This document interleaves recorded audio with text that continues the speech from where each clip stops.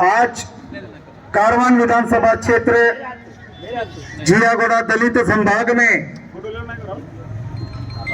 अनुसूचित जाति मोर्चा जियागौड़ा संभाग के अध्यक्ष श्री सूरज बिडला जी, महासचिव राहुल भागड़ी जी,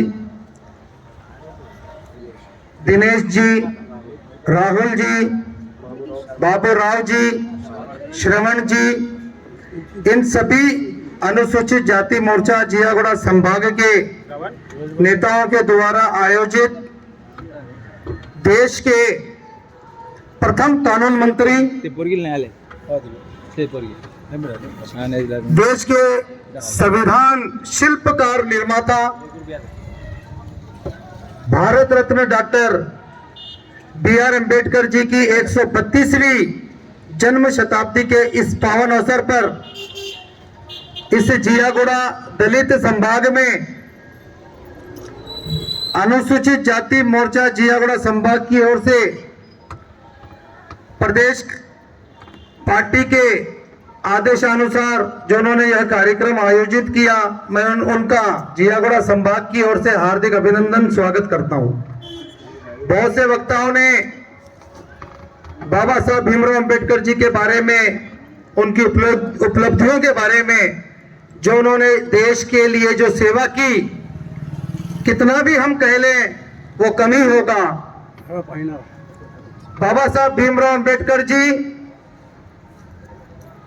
आज ही के दिन मध्य प्रदेश के मऊ जिले में उनका जन्म हुआ। उनके पिता एक सेना में एक सैनिक के रूप में कार्यरत थे, सूबेदार के रूप में। काफी कठिनाइयों भरा उनका जीवन रहा। बाबा साहब भीमराव अंबेडकर जी देश का संविधान निर्माता।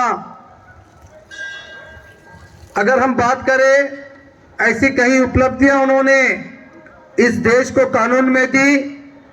हमारी महिलाओं को परिवार की संपत्ति में बराबर का हक हेतु कानून बनाया। आज देश के प्रथम कानून मंत्री थे। नाबेबिया की यूनिवर्सिटी में भीमराव अंबेडकर जी की उनकी कार्य प्रणाली को, उनके विचारों को शिक्षा के रूप में पढ़ाया जाता है।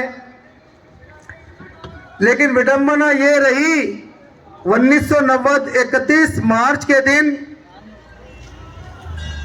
भारतीय जनता पार्टी के गठबंधन से जो केंद्र में सरकार थी वीपी सिंह जी की,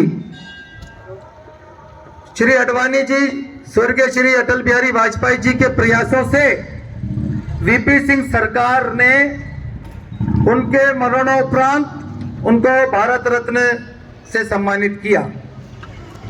लेकिन देश में 55-50 वर्ष राज करने वाली कांग्रेस सरकार, जो बाबा साहब भीमराव अंबेडकर जी कांग्रेस से ही आते थे, लेकिन पंडित और नेहरू जी ने और महात्मा गांधी ने उनको लोकसभा चुनाव हरा दिया।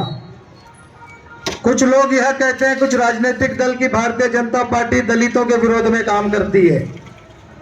लेकिन मैं बता देना चाहता हूं उन राजनीतिक दलों को कि जितने दलित लोकसभा, राज्यसभा, विधानसभा में भारतीय जनता पार्टी में हैं, वो किसी भी पार्टी में नहीं है। आज राजस्थान, आज महाराष्ट्र के नागपुर में दीक्षा भूमि देख लीजिए, मध्य प्रदेश के मऊ में उनका तीर्थ स्थान देख लीजिए। महाराष्ट्र में जहां जहां उनके तीर्थ स्थान है, भारतीय जनता पार्टी की प्रदेश की सरकारों ने उनको इतना अच्छा तीर्थ स्थान बनाया है, ये केवल भारतीय जनता पार्टी में संभव है। आज तेलंगाना में मुख्यमंत्री केसीआर जी बाबू जगजीवन राम की जयंती में नहीं आते हैं, अंबेडकर जी की जयंती में नहीं आते हैं, लेकिन दलितों को रिझाने के लिए, दलितों को खुश करने के लिए 125 फीट की मूर्ति का स्थापना करते हैं, ये दिखाने के लिए कि मैं दलितों का हितैषी हूं। दलितों का शोषण आपने उसी दिन कर दिया था जब 2014 में केसीआर जी तेलंगाना के गठन होने से पहले उन्होंने यह आश्वासन दिया था कि मैं पहला मुख्यमंत्री दलित को बनाऊंगा। उन्होंने दलित के साथ छल किया, मुख्यमंत्री तो नहीं बनाया, और 10 लाख दलित बंधु के नाम से दलितों के साथ इतना बड़ा छल किया कि वो भी आप सबके सामने नजर आता है। दूसरी ओर 3 एकड़ जमीन देने का वादा केसीआर जी करते हैं, दलितों को कहाँ है 3 एकड़ जमीन? 125 फीट की प्रतिमा तेलंगाना के नवनिर्माण सचिवालय के सामने आप 125 फीट की प्रतिमा का स्थापना आज अनावरण आपने किया है। ये आपकी मजबूरी बन गई है क्योंकि आपको दलितों के वोट चाहिए। अगर आप दलितों के इतने हितैषी होते तो 5 तारीख के दिन बाबू जगजीवन राम जयंती में आप स्वयं पहुंचते और पुष्प माला चढ़ाते उनके चरणों में। आज बाबा साहब भीमराव अंबेडकर जी की 2014 से आज तक आपकी सरकार है, आपने कभी भी बाबा साहब भीमराव अंबेडकर की प्रतिमा पे और बाबू जगजीवन राम जी की प्रतिमा में जाके फूल नहीं चढ़ाए। मैं चैलेंज करता हूं भारतीय जनता पार्टी की ओर से कि आप वहां गए? कभी नहीं गए। दलित विरोधी पार्टी